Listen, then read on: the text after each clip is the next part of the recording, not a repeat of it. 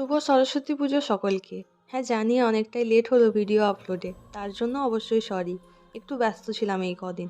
তো সরস্বতী পুজো, আর আমরা বাঙালি শাড়ি পরবো না তাই আবার কখনো হয়?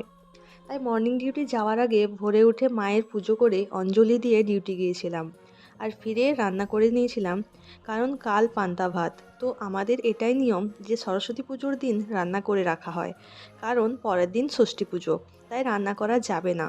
এই নিয়ম কাদের কাদের বাড়িতে আছে অবশ্যই কমেন্ট করে জানাও। বাড়িতে তো অনেক কিছুই হয়, পুরো দিন রান্না চলে, অনেকের নিমন্ত্রণ থাকে পান্তা ভাত খাওয়ার, কিন্তু আমি তো ছুটি পাইনি পুজোতে। তাই ভাবলাম আমি এখানেই বানাই, সব না হলেও কিছু কিছু আইটেম, আর কিছুজনকে নিমন্ত্রণও করে নেব। এই আর কি, বেশি না ভেবে কাজে লেগে পড়লাম। আর এর মাঝে বৌদি আমাকে এনে দিল মায়ের প্রসাদ, তো সেটাই খেয়ে নিলাম।